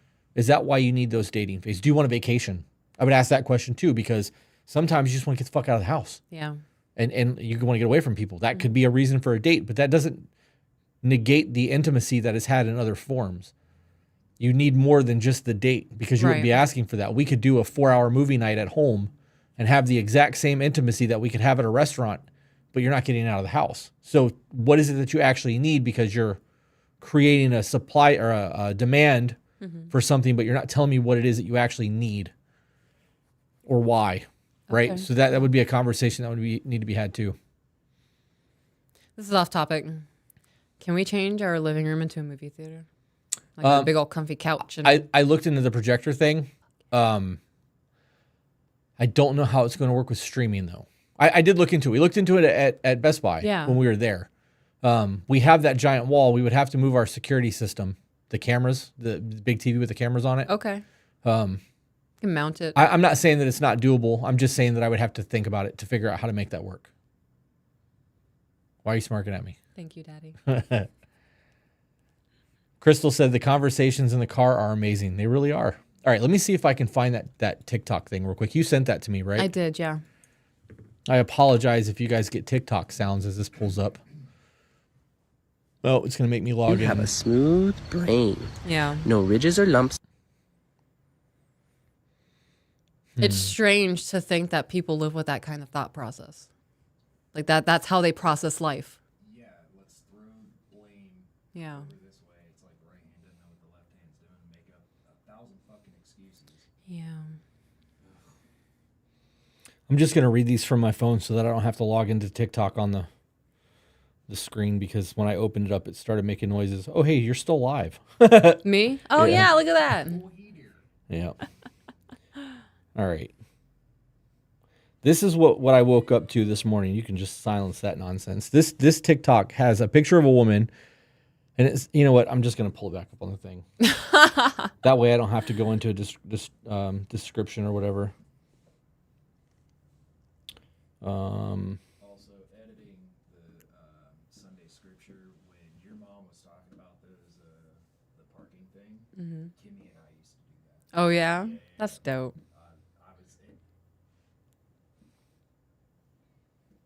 I was smiling for like an hour and a half after I edited it. Yeah. And I went down and reminded her. I was like, hey, remember that? That's awesome. It's the way it should be. Having those moments where the world doesn't exist matter. Like, that's a super fucking dope experience. And like, because we're in Florida, it's normally a beach parking lot. You know how many times I sat outside on Pier 60? Like with other people or even by myself, because you're right on the fucking beach. There's just, I think that technology has destroyed that.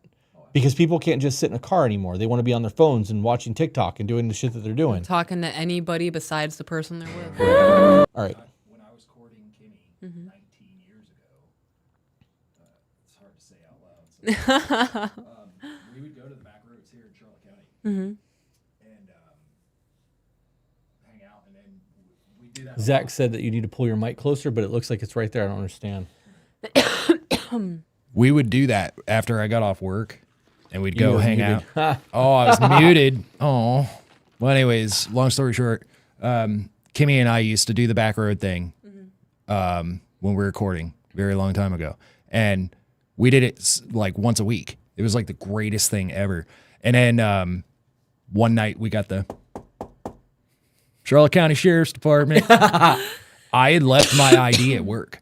Oh, man. Oh, bro. And he's like, sir, step out of the car, whole nine. I was in like, I need you to stand over here. She needs to stand over there. Da, da, da, da, da. It was like this whole hoopla. And what's your social? Da, da, da, da, da. And I'm like, I've never done this. I have never, like, first time in my life, I'm like, I'm scared. I'm sweating. And they're like, get out of here. Yes, sir. Word. So we found a different back road the next week. That's funny. All right. Can you hit the monitor screen for me, please? Absolutely. All right. It won't let me make it full screen for whatever reason. But this is what she sent me this morning. It's the first TikTok I saw today. Why can't you just trust me that I want you? And then these are all shit from men. Men, that phase where you slowly start hating your girlfriend is crazy. When you know deep down this isn't a typo. I wish you were her. Here. When you're wondering why you're having such a peaceful day and it turns out because she's giving you the silent treatment. When you open a text thinking it's from the woman you actually want, but it's from her. When she says good morning and you just start feeling nauseous. When you can't let go because you haven't found her replacement yet. When her "when can I see you" sounds more like "I'd like to annoy you and kill you with boredom and regret." Yo, that's when the I'm busy phase kicks in. When she tells you, baby, I'm not coming back home today, and you pretend to be sad. Meanwhile, you don't care if she goes back to the moon and never comes back. When she tells you that she loves you and you have to say it back.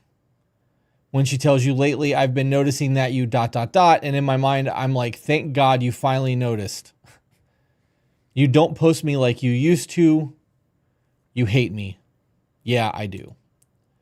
When you're thinking of your next relationship and she says, baby, what are we doing this weekend? I hear you talking about we a lot. Oh, now you speak French? Okay, look. Some of these are funny. The silent treatment thing actually made me giggle. Yeah. Because the whole Kill Bill scene where he's like, that there's what the white woman calls a silent treatment. They give it to us and we pretend we don't like it. That is one of the most fucked up mindsets to have, and it is like normal, like comic behavior in that field. And because I have lived that life, I laughed at those jokes back then. That shit's not funny now. When I think about you giving me the silent treatment, it's because there's something going on and you can't talk to me. That's a fucking problem for me. When I see shit like this, so two things went through my head this morning. One, I processed that I was this guy at one point, like some of these guys. The other thing got me to the point where like men are so fucking broken that like there's no real weight behind their relationships anymore. The commitment is empty. They are literally looking for the next best thing. And that comes down to not having self-worth. It comes down to believing that maybe they are worth more than they actually are. So it could be one of either of those two things. It comes down to thinking that the women that's in their life don't fucking really bring value to their life. And that all falls right back into everything that we see on the opposite side of the field where women are using men for money or huge body counts, don't fucking care about the relationship, don't care about his emotional side. Cheating, the whole nine. Yeah. I actually have one more thing that I'm going to have to upload real quick. There's trapping on Instagram. Right. Aspiring OF model. Oh, man. Yeah, that whole thing kind of got to me this morning, and I really wanted to talk about it, but because I've had all day to process it, the processing part of it is gone, so it's not as exciting to talk about. I still appreciated your thought on it. I appreciate it because I saw that too. And for what it's worth, I think the internet, obviously the free flowing of information so fast that it's so hard for us to comprehend. The problem is that shit's getting repeated and repeated and repeated and repeated. And it gets repeated so much, at some point it becomes fact, right? And I'm sure there's people out there that can relate to it. Sure, the silent treatment thing, years ago, I would have chuckled too. Right. Absolutely, because, that's just the way I was. But being with my wife as long as I have now, looking back on it, I hate that person. I'm like Chris on this. Like, I hate that fucking person. But it's sad that it happens in our lexicon and our society so much that it's okay now. Right. Right. All right. So I could not resist, it opened on so the I had wrong to look screen. it up from the office. Move this back over. All right. This popped up on my TikTok today. I think I follow this chick. I don't know. Her name is Jenny of All Trades. We talk all the time about the divorce rate being really fucking high, right? 70 to 80%. And we know that 60% of divorces are initiated by women. And if it's college educated, it's more like 80 to 85%.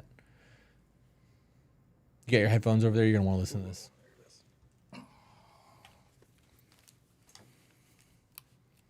I could not resist, so I had to look it up. From the Office of National Statistics, from a 2019 study, in ever-increasing numbers, we are now at a lesbian divorce rate of 72%. So the top 4 reasons that they are reporting getting divorced is feeling ignored, inequality in the partnership, adultery, and domestic violence. Personally, I feel like this lends some weight to men's arguments and complaints about how women are behaving in relationships. Because when you have lesbian divorce statistics that look like that, the girls are kind of telling on themselves. So pair that TikTok with everything that was on the first one in terms of the things that are on there. No wonder fucking men feel the way that they do. I got on my bullshit today with TikTok. I probably made 4 or 5 TikToks just reading comments and responding to people. And I gotta be honest, it kind of killed the whole thing for me. Like it Killed what for you? Everything that we're doing.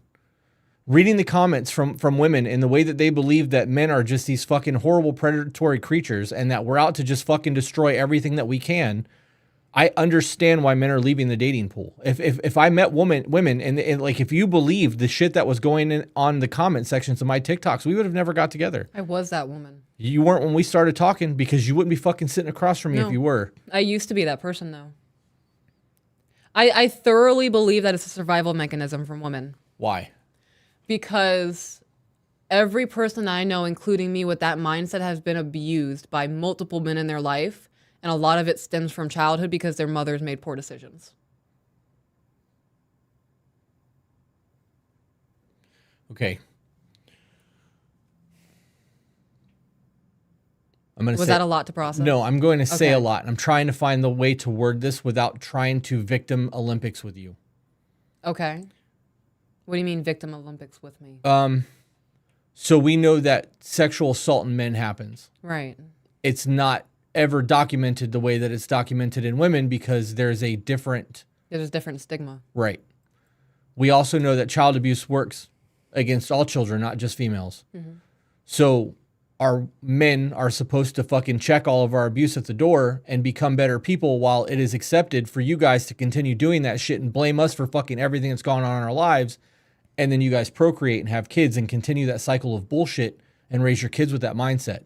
We are literally going to destroy people to the point where we are not going to exist as a species because we are so fucking divided with hatred. Right. And there's not ever a moment where a man can go, well, look, I was abused too. Women don't want to hear that shit. They don't give a fuck that we were abused. They don't care about what we're going through. They don't even really give a shit about our emotional state. It takes a woman caring about a man, like loving him before she gives a fuck what his mental health looks like. They don't care about that shit. When you meet people on the street and they're like, hey, how are you? And they're like, oh, I'm good. You're not getting much more than that from a man because we know that nobody gives a fuck about our mental health. Like, we can't just be vulnerable. You can ask a woman, how's your day going? And if she's having a bad day, she'll fucking divulge that shit to a stranger. We ain't doing that shit because there's a weakness that comes along with it and a stigma that comes along with it. So at some point, all of the women who are spewing all that bullshit in our comment section, they have to realize they're perpetuating this entire cycle by doing what they're doing. It's not going to get better unless people stop and realize that, like, we're all fucked up across the board. And it's just getting worse. The kids who are growing up now with the parents that are not present, you know, it's 50% parents are abusive and 50% aren't present because they're just fucking, here's the tablet, go in your room and play. The parents who are really engaged with their children and go to parks and playgrounds and don't fucking let them have technology. Sam Alvey has kids who are teenagers that don't have cell phones. Like, you know how weird it is to hear that because you see kids coming in the shop all the time with their cell phones in their hands. Yeah. They're so connected to everything that, like, their reality is skewed.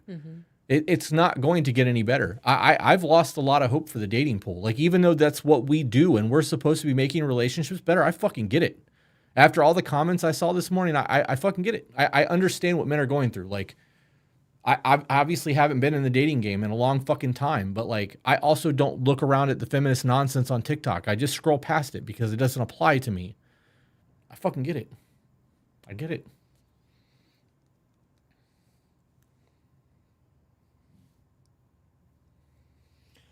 Yep. We got super chats. Oh, dope. That got way deeper than it was intended to be. Sorry, guys. Sorry. All right. From today. Yep. Pawn Usage sent us $10 with no text. Just a fox with a heart. Thank you for that. Here, let's move this over. Peaches can read the super chats. From the Hidden, shout out to the creator and creatress of this new reality, and shout out to the mods. Can't wait to see what this future will bring. Love y'all. Hashtag Legion of Zach and Jenna. Hashtag To Be Better Nation. From Anne, I'm so thankful for you two and the community you've created. You have been helping me work through a very difficult time. Thank you. Tara, y'all are such a wonderful couple, and I'm so thankful for y'all for all y'all do. This is my first time seeing the actual live. Thank you for being you. There you go. That's it. Thank you guys for the super chats. Short and sweet. Fajitas. Fajitas. What?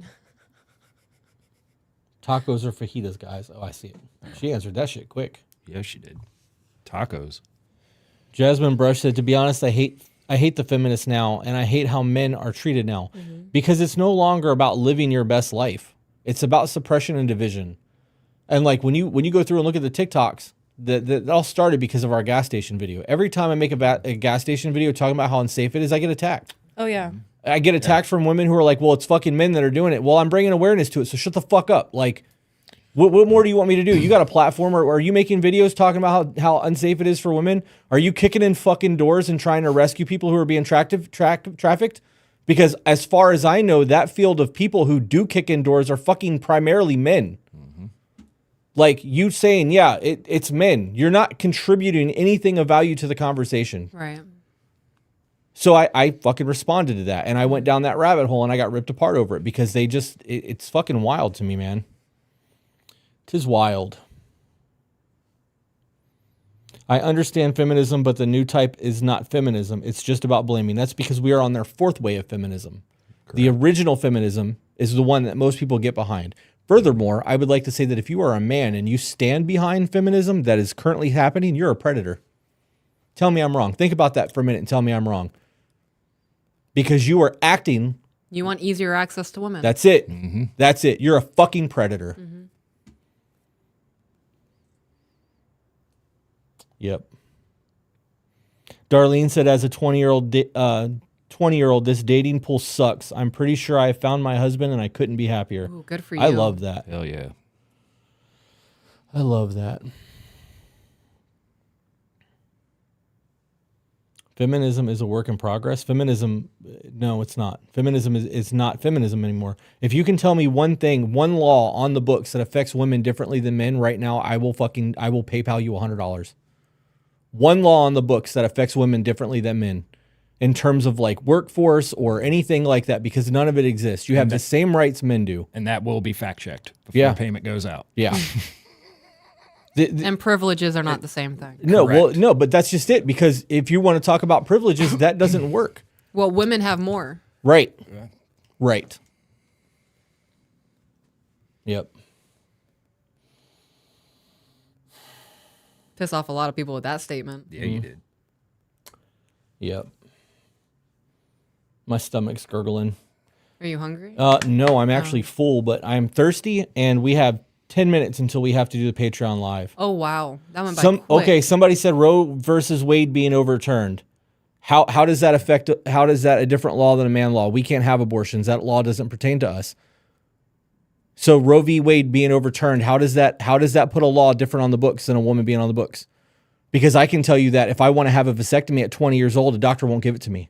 Nope. I do not have body autonomy. So if you don't have body autonomy either. I was also turned down for getting my tubes tied because of how young I was. Right. Because that's across the board. Right. And me as a married man, I've been with her 19 years. I have to have her sign off on my vasectomy. Yeah. Because we're married. Wow. Yeah. You can't just go into Vasectomies or Us and be like, yo, doc, here's 6 bills. Doesn't work that way. You married? Yep. I'm sure even if I was divorced, you'd have to ask. I'd have to ask crazy. permission. You know, how many kids you got? How many of this? How many of that? Yeah. All right, here you go. Somebody said, what about men getting paid more and such? I thought they are more priority. So if you want to talk about a pay gap, if you have to look at the danger of jobs. Mm-hmm. Men take more dangerous jobs than women do. Men don't take paid time off. They don't take time off, period, when kids are born. There's no maternity leave. Right. We don't have any of that shit. So when you factor in the jobs that are being done that are dangerous, that normally typically pay more, women are not working in those fields. Which is not a thing. Right. When you break all that shit down, there's not a pay gap. That whole thing is something that's being perpetuated, and it was debunked 20 years ago. Mm-hmm. But because it was debunked and like it's not being debunked loudly, you have to actually dig for those statistics. I think the statistic now is like 12 cents. That's the biggest pay gap. It's 12 cents? I think so, yeah. Kim said, it's sad Matthew Perry died from Friends. Saw him on Diane Sawyer, and I had a feeling it was coming. I saw somebody making a depressed post earlier about that, saying that if you're feeling, you should call a helpline or talk to a friend. I almost said the word. Do we know that that's actually what happened? I thought he drowned in his hot tub. That's what I heard. I mean, Yeah, that's what I heard too. He went out and played pickleball for 2 hours and sent his assistant out. And then she came back after 2 hours and he was in the hot tub. Is it the pool? Is it the hot tub? Which is it? Right, but you know how hard it is to drown yourself? Like that A panic survival instinct kicks in. over. Right. Your Right. body tries to preserve itself. Yep. Wild. Even if you're at that point of exhaustion, you still have that mechanic. Right. It's instinctive. Brooke said for $4.99, I love you guys. Thank you for helping me so much. It's been a year since I've left an abusive relationship. You guys were my final push. Fucking love that. Nobody yeah. needs to be in an abusive relationship. Sabrina, you missed Heather's letter. You did. Slack ass. I also looked up the pay gap, male-female pay gap real quick. Okay. And you're close. It's 18 cents. 18 cents. Yep. So. Yep. Okay, so here's a thought, right?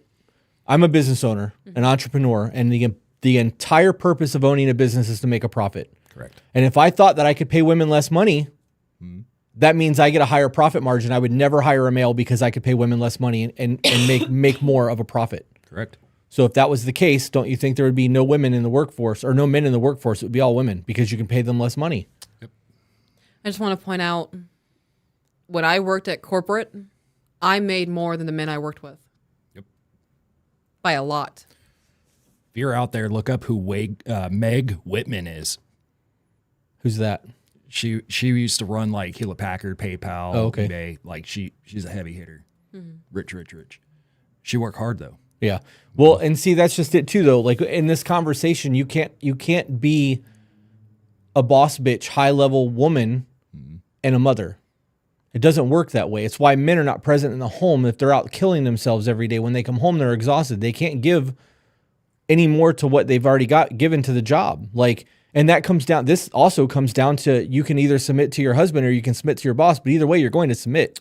Men submit to their bosses too. So like, they go to work and work all day and come home exhausted and they're mentally checked out. They're not present for their children or their wife. The roles being reversed is the same way. Women like, who was the chick that ran against Trump in 2016? Carly, she was a Hewlett Packard CEO. You can't have a woman like that and be like, yeah, I was a great mom. No, the fuck you weren't. No, you weren't. Because you were too busy touring the world and fucking doing and boss bitch shit. Like, I'm sure that your relationship probably suffered at times. I'm sure that the relationship that you have with your kid isn't as good as it could be. We hear all the time of kids saying, I wish dad didn't work so much. Yeah. The same thing is going to apply to a woman. Just because you're a mom and a working woman doesn't mean you're immune to your children missing you. Right. Yep. Michaela said, even super successful women say they have to sacrifice. That's it. You're going to pick one or the other. He had a heart attack in his hot tub. So as somebody who owns a hot tub, I can tell you that after 15, 20 minutes of sitting in that thing, standing up, we both feel fucked up every time. Yeah, lightheaded. We've had to cut it to 10 minutes. Yep. I mean, when I was younger coming up, you go stay at the hotel and they had the hot tub and whatnot. My parents were like, no more than 10 minutes. Yeah. You can get hurt. And I'm like, nah. Apparently you can. Yep. You want to wrap it up? Yeah, let's call this Carly Fiorina was the person. Zach pulled that name. Thank you for that, Zach. We're getting ready to do a Patreon live stream where we're going to be doing a Zoom call with a couple. So I'm gonna end this, start the Zoom call, get everyone situated over there, and we'll be back on in like 7 or 8 minutes for those of you who are on Patreon and have YouTube memberships. The link has been posted. So if you guys do not have access to that and you would like to see some really entertaining content, that's the only way to see it because we're not going to post it to YouTube. Get wrecked. Correct. We'll see you guys on the next one. Bye, YouTube.